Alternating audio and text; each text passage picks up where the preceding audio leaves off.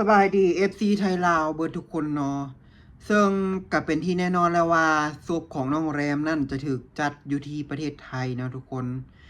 เพราะว่าบ่สามารถเอากลับไปลาวได้เนาะเพราะว่าทางคุณปอนเนาะก็ได้ออกมาซอยเหลืออ่าเกี่ยวกับการทำพิธีศพของน้องแรมเนาะถ้าหากจะยื่นเรื่องเนาะเอาศพของน้องแรมไปทำพิธีศพตามพิธีทางศาสนาอยู่ที่ประเทศลาวมันคืออาจจะใช้เวลาและก็อาจจะใช้งบประมาณที่มันสูงเนาะทุกคน ดังนั้นเขาจึงตัดสินใจเนาะครอบครัวของน้องแรมจึงตัดสินใจเนาะที่จะจัดพิธีงานศพอยู่ที่ประเทศไทยเนาะก็ต้องขอขอบใจเนาะขอบใจทางคุณปอนและกาคนไทยทุกๆคนที่ให้กำลังใจเนาะเป็นกำลังใจที่ดีสำหรับคนลาวตลอดมาเนาะเพราะว่าจะสถานการณ์ใดๆเนาะคนไทยกาให้ความช่วยเหลือเกี่ยวกับคนลาวอยู่ที่ประเทศไทยนี่เต็มที่เนาะคนไทยใจดีเนาะทุกคนเนาะแต่ว่าทางการลาวเนาะโดยเฉพาะช่องโทรทัศน์ใหญ่ๆเนาะทางการลาวเนาะหรือแม้ว่าสถานทูตลาวก็ตามเนาะอยู่ในประเทศไทยบ่มีการเคลื่อนไหวบ่ได้ออกแอคชั่นบ่ได้มีการช่วยเหลือใดๆเกี่ยวกับเรื่องนี้เนาะทั้งที่ว่าพลเมืองที่เสียชีวิตก็เป็นคนลาวเนาะก็เป็นพลเมืองของคนลาวของรัฐบาลลาวเนาะทิมประชาชนแบบง่ายๆเนาะบ่ได้สนใจเนาะซึ่งสถานทูตลาวกับอยู่ในประเทศไทยก็มีเนาะแต่ว่ามีไว้เฮ็ดหยังเนาะคือบ่ซอยคนลาวเนาะสถานทูตลาวที่เขาไปตั้งอยู่ต่างประเทศเนาะหรือว่าสถานทูตประเทศอื่นๆที่เขาไปตั้งอยู่ต่างประเทศเขามีหน้าที่ซอย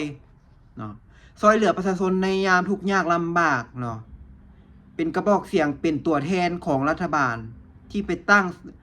อยู่ในประเทศนั้นๆเนาะทุกคนช่วยเหลือพลเมืองของตัวเองแต่กับการประเทศลาวเฮาทางสถานทูตทางรัฐบาลลาวบ่ได้มียื่นมืออีหยังมาซอยเกี่ยวกับเรื่องนี้เลยทั้งที่ข่าวเรื่องนี้นะมันเป็นข่าวดังแฮงทุกคนเป็นข่าวดังระดับประเทศเนาะแต่ละอย่างที่รัฐบาลเฮ็ดนี่คือบ่เป็นตาสแตกจักอย่างเนาะอย่างเคสนี้คือกันเนาะทั่วโลกเขากำลังให้ความสนใจทั่วโลกเขากำลัง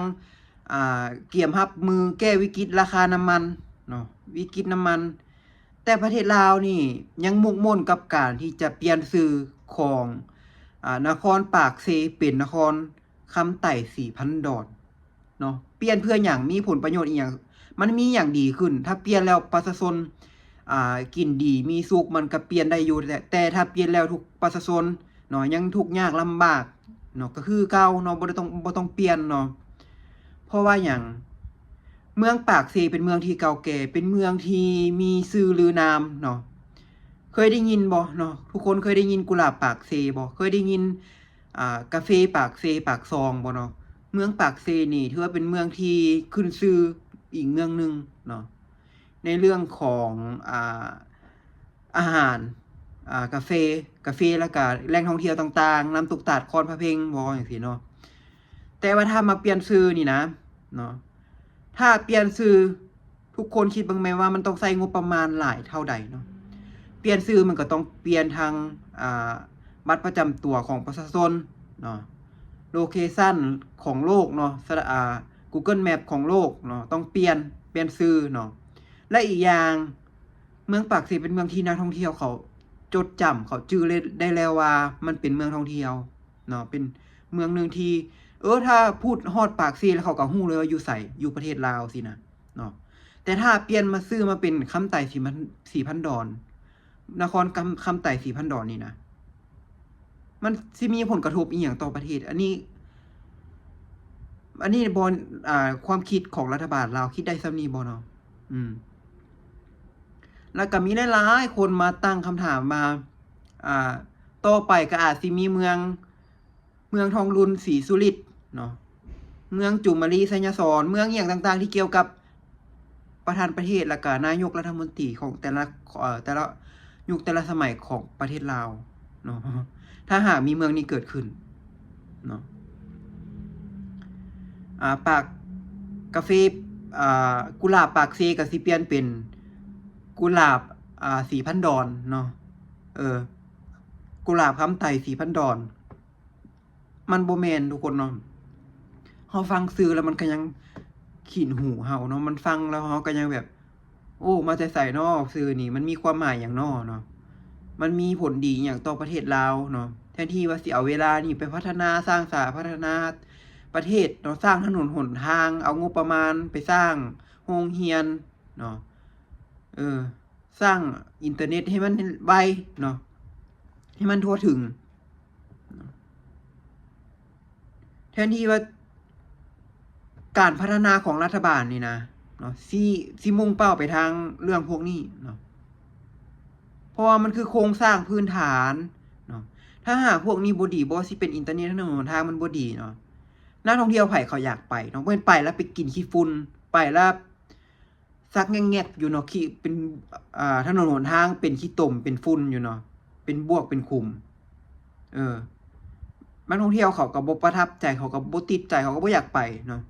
เพราะว่าประเทศลาวเฮานี่มีเขาเอิ้นว่าเป็นประเทศที่ได้เปรียบมองใดเฮาติดกับประเทศไทยเนาะประเทศไทยนี่เป็นประเทศที่มีนักท่องเที่ยวมาเที่ยวหลายเนาะบางคนเขามาไทยแล้วเขาก็อยากไปประเทศใกล้ๆเคียงเนาะโดยเฉพาะลาวแต่เขาไปแล้วเขาบ่ประทับใจเขาก็บ่อยากไปเนาะนักท่องเที่ยวนี่เขาก็อยากไปอยู่ประเทศลาวแต่เขาเห็นสภาพแล้วเขาโอ้เน็ตก็ซ่าโลดหยังก็บ่ได้ไปหยังก็บ่รอดนี่เขาก็บ่ไปเด้เนาะชื่อปากซีเนี่ยมันเป็นชื่อมงคลแล้วเนาะเป็นชื่อที่ดีแล้วเนาะทุกคนเป็นชื่อที่ทุกคนจดจำเนาะรัฐบาลลาวมันบ่มีเวียกเฮ็ดมันก็เลยหาเรื่องเนาะอยากจะเปลี่ยนชื่อไปทั่วทีปเนาะจะเปลี่ยนชื่อเป็นเมืองคำไต่สีพันดอนคันเว้าไปเว้ามาแล้วก็ตลกได้เนาะทุกคนมันเป็นสิ่งที่น่าละอายแฮงเนาะเห็นแล้วก็โอ้ประเทศลาวสิมีเมืองคำไต่สีพันดอนแดบัดนี้มาแต่ใส่เนาะการกระทำแต่ละอย่างนี่บ่เหมาะสมที่ว่าเป็นรัฐบาลเลยเนาะหากว่าประชาชนคนลาวเขามักบ่เขาบ่ได้มักหรอกทุกคนบางคนก็มันเว้าบ่ได้ถ้าอยู่ในประเทศเนาะแทนที่ว่ารัฐบาลนี่นะคันเป็นรัฐบาลของประเทศอื่นเขาจะช่วยเหลือประชาชนทุกด้านเนาะเขาจะเบิ่งแย่งประชาชนกินภาษีประชาชนเขาบ่ลืมเนาะแต่รัฐบาลลาวนี่ลืมบุญคุณนี่ละคุณประเทศตัวเองประชาชนของตัวเองเนาะได้กินเงินภาษีของประชาชนแต่ว่าบ่ช่วยเหลือประชาชนของตัวเองเนาะคนลาวที่เขามาอยู่ในไทยนี่นะเนาะเขาหาเงินเข้าประเทศหาเงินตาเข้าประเทศเนาะหมุนเวียนภายในประเทศหมุนเวียนในธนาคารในลาวเพื่อให้ประเทศลาวนี้มีเงินตาเนาะมีเงินตาไปใช้หนี้เนาะเชื่อบ่ว่าเงินกีบลาวนี่ไปแลกเงินตาต่างประเทศเขาบ่เอาเนาะทุกคนนอกจากเอาเงินตาประเทศอื่นเนาะมาแลกเอาเงินดอลลาร์เนาะถ้าเป็นหนี้เป็นเงินดอลลาร์ก็ใช้เป็นสกุลเงินดอลลาร์ถ้านี่เป็นสกุลเงินหยวนก็ใช้เป็นสกุลเงินหยวนแต่ว่าต้องเอาเงินตาต่างประเทศเนี่ยมันแลกเพราะว่าเงินกีบมันแลกบ่ได้เขาบ่เอาเนาะนักท่องเที่ยวเขาไปเที่ยวคือกันคือเขียวเคยเฮ็ดคลิปไปบอกว่าไปเที่ยวลาวนี่อย่าแลกเงินเกินเนาะถ้าแลกเกินเจ้าจิมาแลกเงินเป็นเงินกีบคืนนี่เขาสมมุติว่าแม่นเนาะสมมุติว่าเจ้าไปแลกเงินกีบหลายๆแล้วเจ้าใช้บ่เบิดเนาะเจ้าจิมาแลกเอาเงินบาทคืนเงินดอลลาร์คืนนี่ธนาคารเขาบ่รับแลกให้เนาะเพราะว่าเงินกีบมันบ่มีค่าเงินมันเฟ้อเขาบ่มีความสามารถที่จะเอาเงินกีบนี้ไปแลกเอาเงินตาได้ขนาดธนาคารเขายังบ่รับแลกทุกคนเบิ่งแม่ประเทศลาวมันน่าละอายใจส่ำใดเนาะฝากไว้ให้คิดเนาะสำหรับคลิปนี้เขียวต้องขอบใจเนาะทุกคนที่เข้ามาให้กำลังใจเนาะกดไลค์กดแชร์เนาะคิดเห็นจังใดก็คอมเมนต์มานะทุกคนเนาะขอตัวลาไปก่อนสบายดี